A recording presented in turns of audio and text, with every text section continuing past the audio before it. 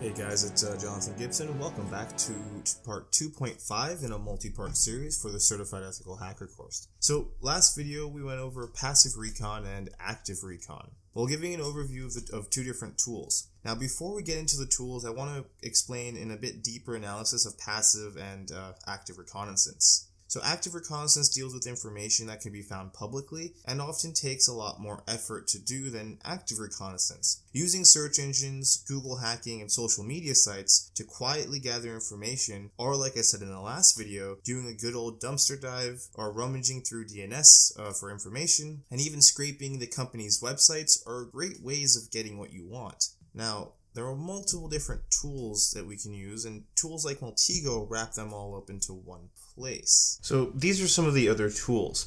We have HT Track, Black Widow, and Backstreet Browser, these are the latest versions, and this is where you can find them.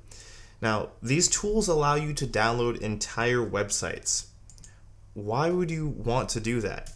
Well, downloading a website directly to your computer can actually help speed things along while searching for vulnerabilities or information about your victim or client. Having a local copy always allows you to dig deeper into the structure of their website, finding, what could actually be some weak points, or you could even, practice uploading shells and other things to it.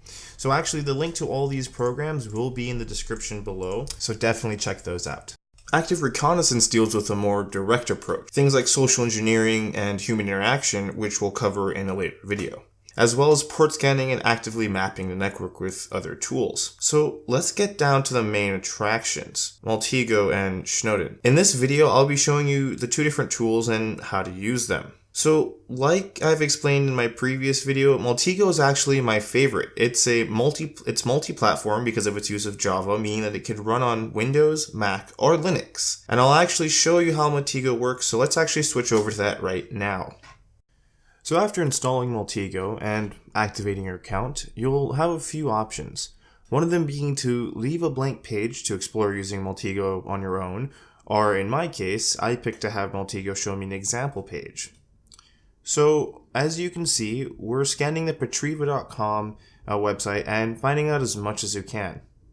Just to prove how powerful this tool is, look at all the stuff that it found. Now, let's kind of look around and get a better feel of what's going on, and we can talk about some of the other windows as well.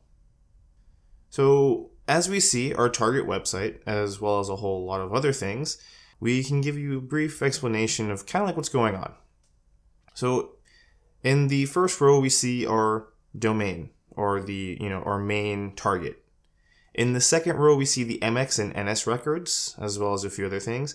MX and NS records are primarily used for mail exchange and name servers.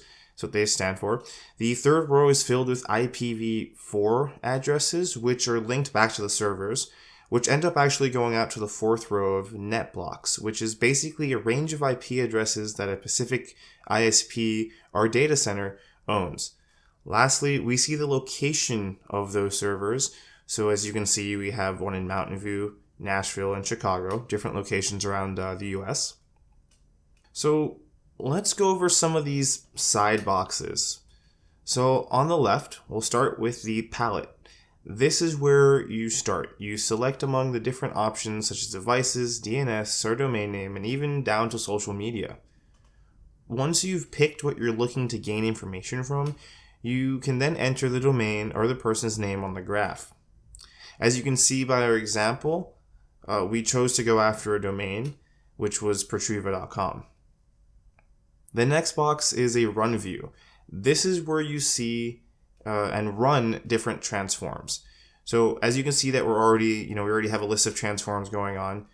So Maltego works off of using what they call transforms to search for information.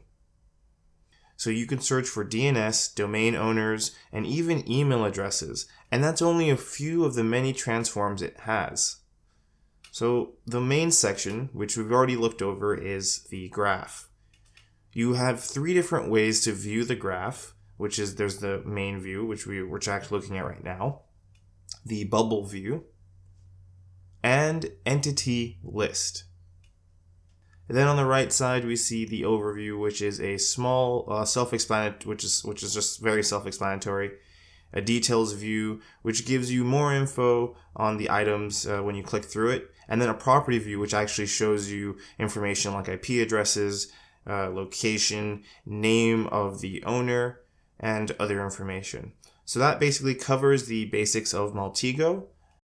So while you can make a free account, as you see, you need to remember that it only allows up to 50 searches.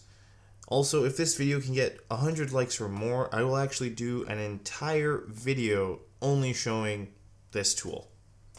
Alright guys, well that wraps up today's episode. Remember that I give personal shoutouts to new Patreon supporters as well as supporters that actually donate more than $15 a month. Thanks for watching. If you enjoyed, please hit that like button and subscribe.